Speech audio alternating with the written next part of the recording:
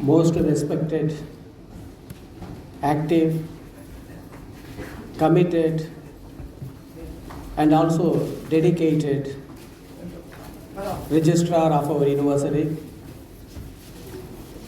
beloved Dean of the Faculty of Science, Dean, Faculty of Education, Professor and Head of the Department of Education, heads of departments from various faculties, all my colleagues of the Department of Education, researchers and students, a very pleasant evening to one and all assembled here. So after having listened to the wonderful talk given by our beloved registrar, I just reflected on my relationship to this wonderful Department of Education.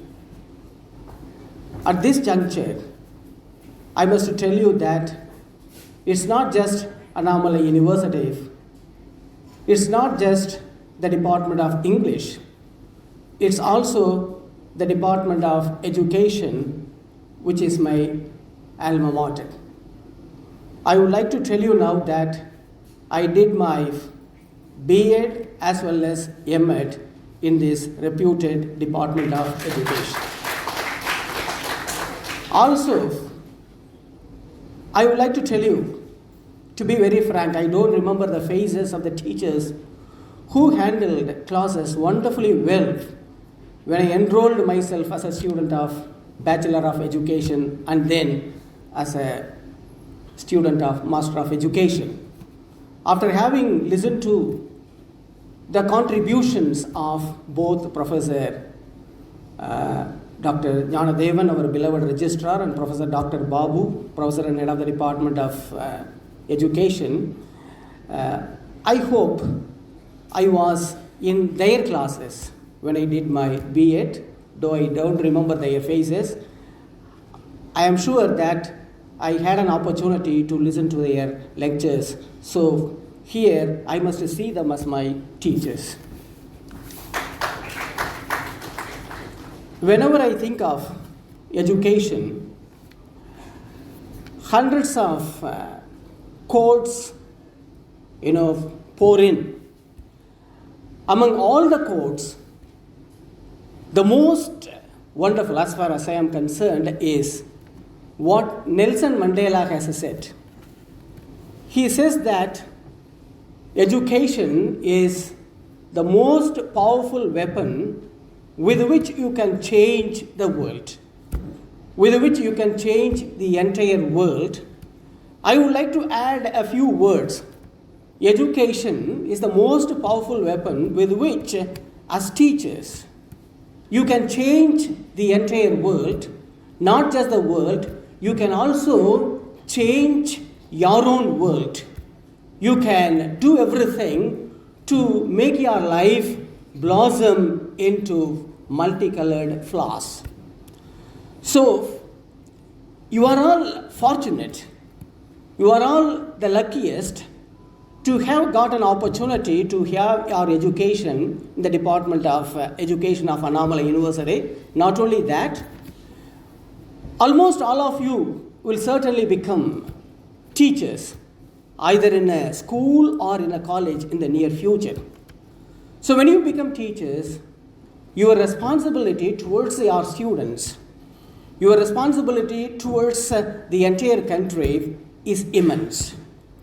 So as far as I have learned, I would like to share with you some of the characteristics which, if you impart right to the learners, or which you master right during this period of your education here at Annamalai University, you will become wonderful, respectable teachers. The first one is knowledge. Every teacher who enters the class must have a thorough knowledge of the subject he deals with. Now I tell you this because in a class, There may be 10 or 15 students or 30 or 40 students, and 10 or 15 students they may be not up to the mark, may not be able to fulfill your expectations, but they are also the best judges. Once you leave the class, they are also your advertisers, they are also your judges. They will tell everybody that this teacher is useless. That is the capacity of every one of your students in the class. So this must be remembered by all these students here, because you must be very careful when you become teachers in future. So when you enter the class knowing everything about the subject you deal with, though not everything about the subject which you will deal with in future, at least the subject you will deal with in a particular class. And that will certainly help you to become a very popular teacher among your students. The second one is the language. Now, I am very particular about the language you use in your classroom.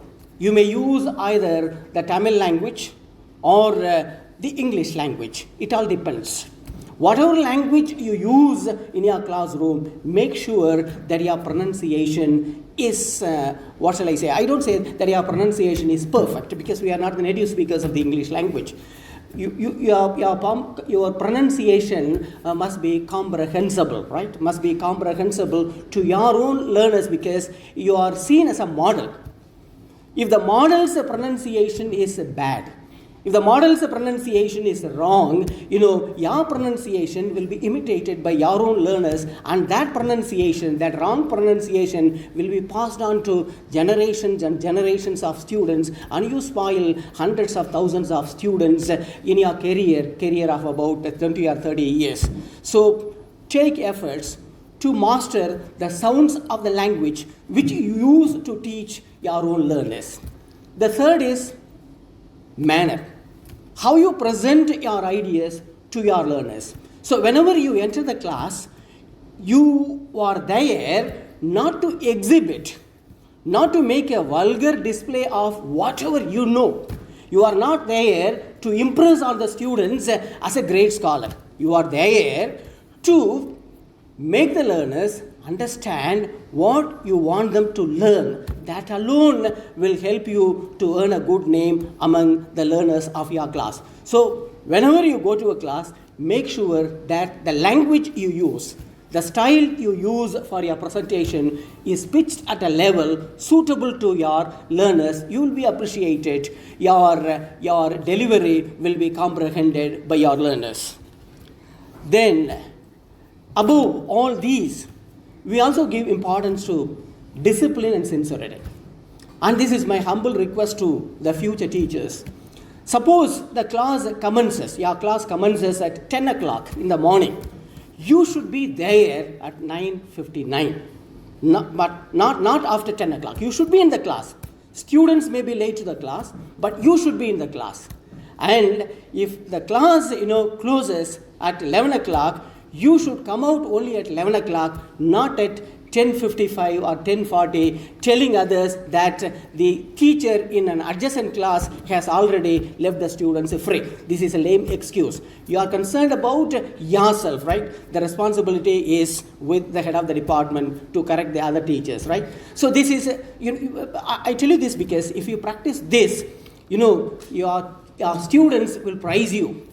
It is 10 o'clock. Students will run fast to your class. Why?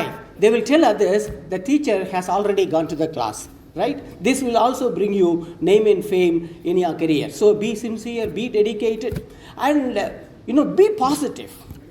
Some of us do have the habit of using abusive language against its students. Always telling others, you are incapable, you are useless, you are good for nothing, right? So avoid using all these expressions to your learners, right? Be positive. Tell them you can. Even if they are not able to do anything, tell them you can. You will be able to transform them, and they will also be positive, and you help them to achieve what they want to achieve in their life. So be positive.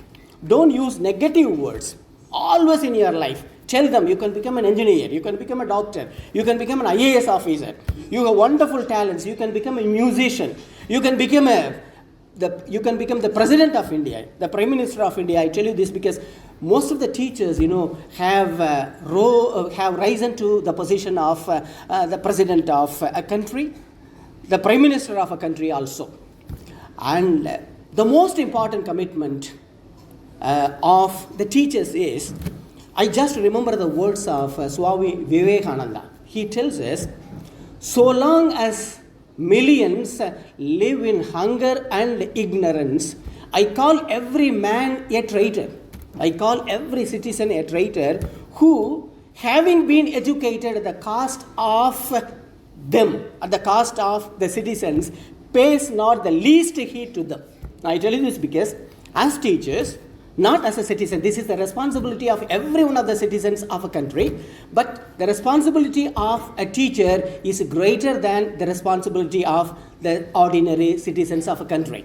So we are here to banish poverty as well as ignorance in the lives of the precious students, whom we teach all through our career.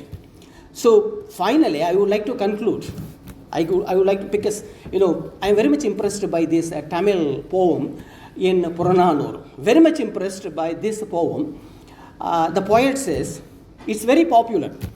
Utruri udaviyum uruvorul koduttum pitrai nilai muniyadu kattral nandre ஓர்குடி பிறந்த பல்லோர் உள்ளும் மூத்தோன் வருகை என்னாது அறிவுடையோன் ஆறு அரசு செல்லும் வேற்றுமை தெரிந்த மாற்பால் உள்ளும் வேர்பால் தெரிந்த I don't remember it, right? Exactly all the lines. The content is, உற்றுழி உதவியும் ஒருபொருள் கொடுத்தும் பிற்றை நிலை முனியாது கற்றல் நன்றே.